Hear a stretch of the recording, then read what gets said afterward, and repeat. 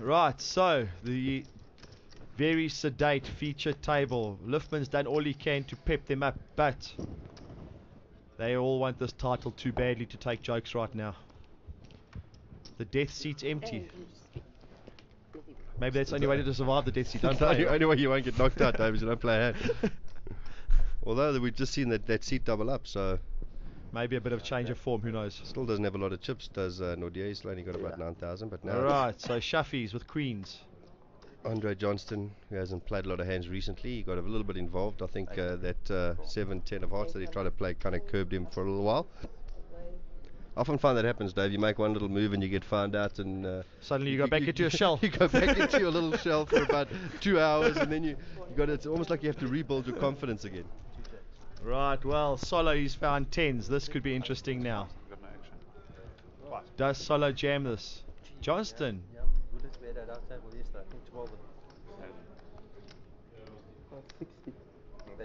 Yeah, Solo's decided to see exactly how this hand's going to play out early on. Did Johnston limp under the gun, right? I think that might be what happened, Dave. Yeah, it looks like Andre Johnstone did limp in with queens from early position. We thought he made a raise, but he actually limped in.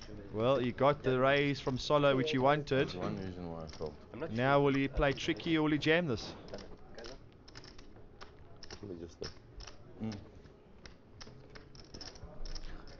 Well, I think if he just smooth calls here, he's going to definitely give Jared the feeling that he's got a small pair, which could go a long way to trapping him. Shuffle with his normal fidgety self. And he makes the call, so it is Andre Johnstone here, laying the bear trap for Jared Solomon. I was just going to say, Shuffle doesn't want to see an ace or a king arrive, but he has. What about 3 spades? And the spade draw for Solomon. So it's not the worst flop for either party at this point, but Johnston will feel like he's in worse shape than he is. Both parties have in their mind second pair to the board.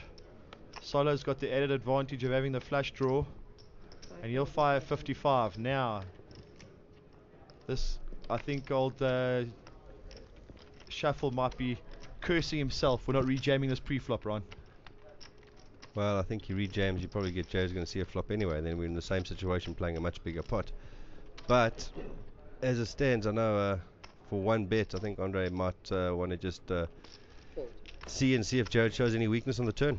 Alright, that's exactly what he's done. The turn brings the 8 of diamonds. That shouldn't change too much in either party's minds. So that doesn't change much, except it'll give him an indication if Jared keeps betting. But Jared's not scared to fire 3 bullets. That we all know. Sure, yeah.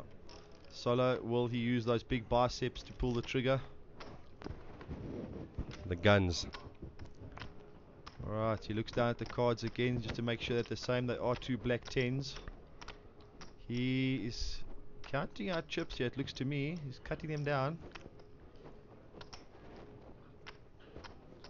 So I think, yeah, Johnston's checked, so now Solly can either elect to try and keep the pot size down a little bit now, or he can elect to try and take it away from Johnston right here.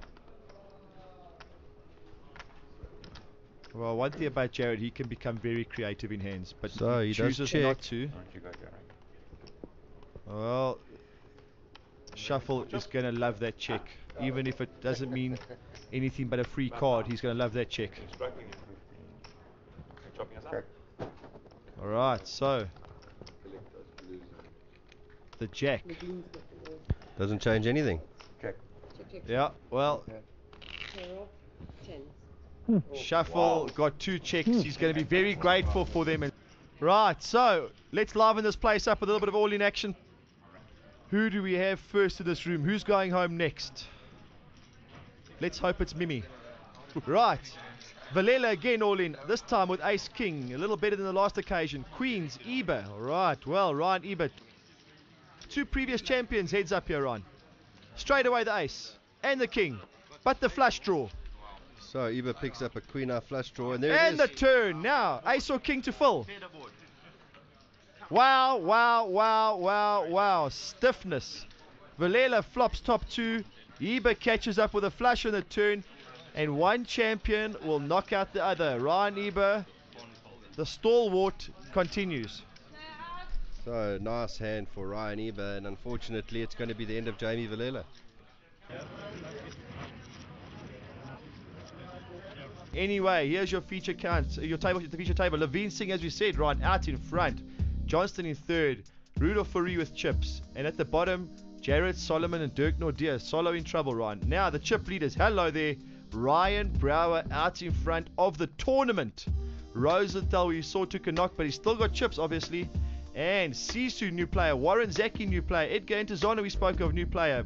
Yeah, it's been another great episode of poker. We've had, a bit of everything, and unfortunately some guys have gone by the wayside. We've lost Jamie Villela and a few other players, but a lot to look forward to in the coming episodes. You're certainly right, Ryan. I cannot wait for the next episode. I'm sure you guys at home are also chomping at the bit for the next episode. And from me, David Dedick, on this occasion, I look forward to seeing you next time. And from myself, Ryan Dreyer, it's goodbye, good night, and we'll catch you on the flop side.